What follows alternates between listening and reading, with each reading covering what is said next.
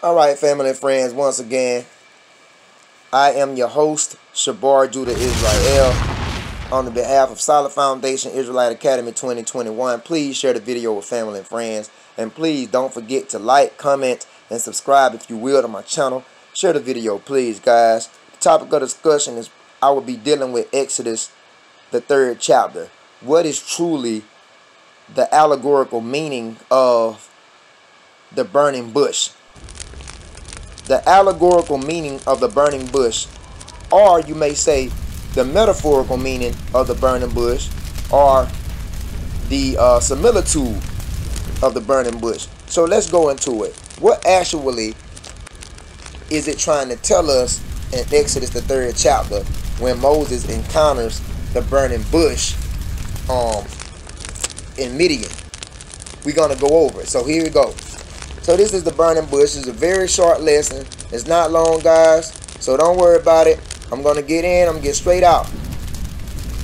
But what I need y'all to do, I need y'all to share this breakdown. Because I don't think any Israelite elder, I could be wrong, I don't think any Israelite elder or brother have done a breakdown on allegorical meaning of the burning bush. So here we go. Exodus chapter 3. Get your Bibles out. Composition books, pen, pads. Take notes if you will. Exodus chapter 3 verse 1. Now Moses kept the flock of Jethro, his father-in-law, the priest of Midian. And he led the flock to the backside of the desert, and came to the mountain of God, even to Horeb. Now here it is, Exodus 3 and 2. And the angel of the Lord appeared to him in a flame of fire out of the midst of a bush. And he looked, and behold, the bush burnt with fire, and the bush was not consumed. Exodus 3 and 3. And Moses said, I will now turn aside and see this great sight, why the bush is not burned. So what does that mean? Moses beheld this burning bush, and it was not consumed. It was burning, but it wasn't breaking down. It wasn't decomposing. So what the hell is going on? What is the allegorical meaning of this burning bush?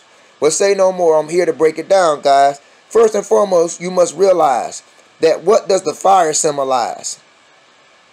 What does fire symbolize? Just think about it. Fire symbolizes hardship. Fire symbolizes trials. Fire symbolizes tribulation. How we know that? Fire also symbolizes affliction. That's what fire symbolizes. You understand? But yet this bush is burning, but it's not being totally broken down. It's not being consumed. You know why? I shall explain. Now I'm going to get several precepts on this. Now the bush represents Israel. That's what the bush represents. It represents Israel. The fires represents the affliction that Israel was catching during that Egyptian captivity, because Israel sojourned in Egypt 430 years in totality. Israel was being heavily afflicted by the Egyptian nation, which were the Hamites. And so they was catching hell in the midst of their captivity. That represents the flames. Again, the bush represents Israel. How do we know that? I will give you several precepts on this. If you will skip down to Exodus chapter 3, verse 7, it says, and the Lord says, I have surely seen the affliction. I have surely seen what? The affliction of my people. So Israel was being heavily afflicted by the Egyptians. Let alone that represented the flames. When you catching hell under any nation and you working your ass off as a slave, those are, that is the similitude, allegorical meaning of fire. To be heavily oppressed and afflicted is to be in the fire. And we can see right here, the Lord said, I have surely seen the affliction of my people which are in Egypt, and have heard their cry by reason of their taskmasters. For I know their sorrows, and I have come down to deliver them out of the hand of the Egyptians, to bring them out of the land of Egypt, into a good land, a large land, and to a land that flows with milk and honey. See that? So the Most High was having, the Most High had intentions on doing what? setting Moses up as the successor to go and get the children of Israel from under Egyptian bondage and bring them into the land of peace, which is the promised land. So that's why the tree, when Moses saw the tree burning, that's why the tree wasn't fully consumed. That's why the tree never really just broke down in totality. The tree never fully decomposed. The tree never fully corroded. Even though it was being burned, it was not breaking down. You know why? Because that symbolized that the Most High would not let the Egyptians totally overpower Israel, because he had plans on bringing them out of bondage. He had grace and mercy on them. Anytime the Most High has grace and mercy on you, then you can look to not fully be decomposed or broken down. And so that's why this tree was not fully broken down in its entirety, dealing with the flames. Even though Israel was working their ass off and being afflicted by the Egyptians, even though they was in slavery, even though they was catching hell by the Egyptians, the Most High will have mercy and compassion on them to deliver them from the Egyptians, which is the fire. And so that's why the branch itself wasn't fully broken down. All right. Here's another one to let you know that Israel was being afflicted. This is Exodus 6 and 5. Exodus 6 and 5, it says, "And I have also heard the groaning of the children of Israel, whom the Egyptians keep in bondage. And I have remembered my covenant." So the Most High say, I heard this groaning. I hear my children groaning. And I know what the Egyptians are doing to them. This is also symbolizing the flames on that bush. What the Egyptians did to Israel.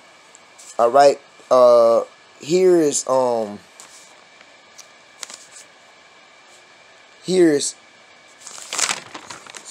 you.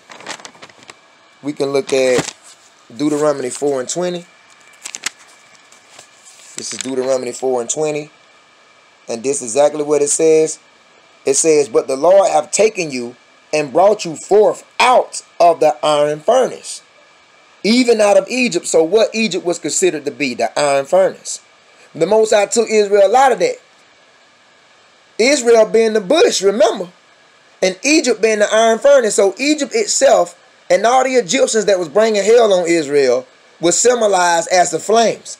And it says, according to Deuteronomy 4 and 20, "The Lord have taken you and brought you forth out of the iron furnace, out of Egypt." So what was Egypt to the Israelites? If the Israelites was the bush, what was Egypt likening to them? The flame that was on the damn bush. And it was burning the bush, but yet the bush wasn't fully consumed, because the Most High had plans on doing what? Right here, Deuteronomy 4 and 20. "But the Lord have taken you and brought you forth out of Egypt." He was going to redeem Israel. That's why the branch wasn't fully broken down. So he had brought you forth out of the iron furnace, even out of Egypt, to be unto him a people of inheritance, as you are this day.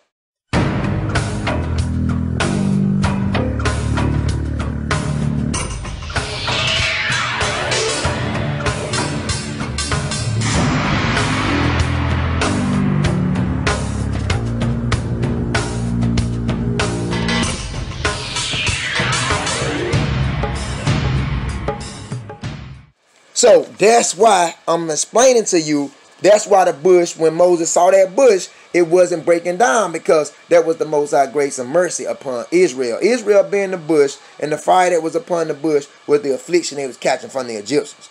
All right? How do we know that Israel caught hell from the Egyptians? More book, chapter, and verses. How we know that Israel caught hell from the Egyptians? "And it came to pass in process of time that the king of Egypt died." And it says, "The children of Israel sighed by reason of the bondage." They sighed by reason of the bondage. "And they cried, and their cry came up unto God by reason of the bondage." See, anytime the Most High do not have grace, compassion, and mercy on you, he'll allow you to fully be consumed. But see, it tells you right here in Exodus chapter 2, verse 23, it says that Israel sighed and cried by reason of the bondage. And it said their cries came up into him. So that's mercy. So you can bet that the bush is not going to fully be consumed, because the Most High has had mercy and compassion upon Israel from them sighing and crying. And it said their cries came up into God by reason of the bondage. That's why the bush couldn't fully be consumed. because of the mercy and compassion that God had on that bush, which is Israel. Even when they was catching hells in the midst of the fire. See what I'm saying? Now, we can show you that also a verse here, but that Israel was catching hell. Israel was catching hell. Here it says,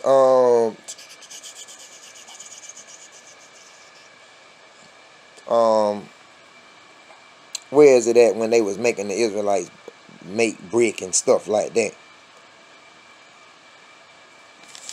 Okay, let's see. Let's check out Exodus 3 and 9. Now therefore, behold, the cry of the children of Israel is come up unto me, and I have also seen the oppression. That's the fire on the bush. I have also seen the oppression wherewith the Egyptians oppressed them. See that? That's the fire on the bush. Israel being the bush. Alright, and also, where else we can see that the Egyptians oppressed Israel? Exodus 1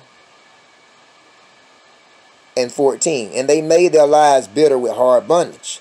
Who is the they? The Egyptians. The heathens. They made the Israelites' lives bitter with hard bondage and mortar and brick, and in all manner of service in the field, and all their service wherein they made them serve was with rigor. See that? And yeah, man, they was putting it to the Israelites, as you can see. So I think I said enough about that, but that's what the deep, dark, allegorical meaning is about the burning bush that Moses encountered in Midian. Now remember, it said that the bush was burnt with fire and the bush was not consumed in Exodus 3 and 3. Exodus 3 in verses 2 and 3, it said, even though this bush burned, it was not consumed. This is Malachi 3 and 6. Watch this. The book of Malachi 3 and 6. Watch this. Remember the bush burning but not being consumed? What it says in Malachi 3 and 6. For I am the Lord, I change not. Therefore ye sons of Jacob are not consumed. Malachi 3 and 6. It says the sons of Jacob are not consumed. Just like the burning bush wasn't consumed. Letting you see that that bush was Jacob, man. Letting you see that that bush was Israel, man. The fire upon the bush was the affliction they was catching. So I hope I said enough, guys. I hope you guys over and understand the dark, deep meaning of the burning bush dealing with Exodus 3.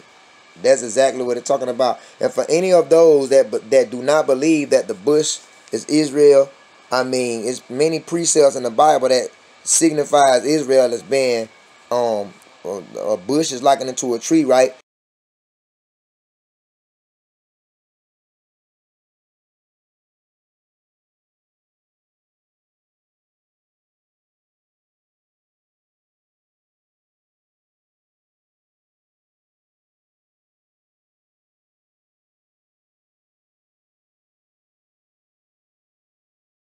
So there's many book chapters and verses that explains Israel being the olive tree. Like you can look at Jeremiah chapter 11 verse 16 speaks about Israel being the olive tree. Romans chapter 11 verse 17 speaks about some of the branches being broken off.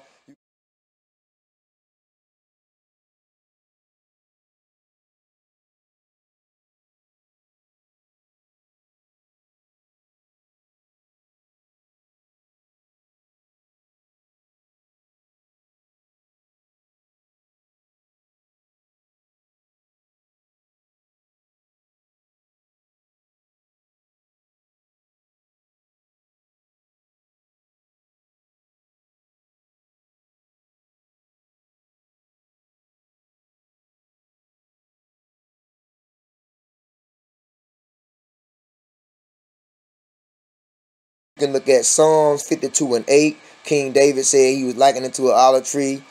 You see what I'm saying? You can look at also Isaiah 61 and 3. It says that Israel will be called trees of righteousness. You can look at Judges, Judges chapter 9 verse 8. It says that Israel wanted Gideon, which was the sixth judge, to reign over them. And then when you look at Judges 8 and 22, it tells you that the trees came into the olive tree and said, "Without reign over us." You see what I'm saying? Israel has always been likened into trees, man.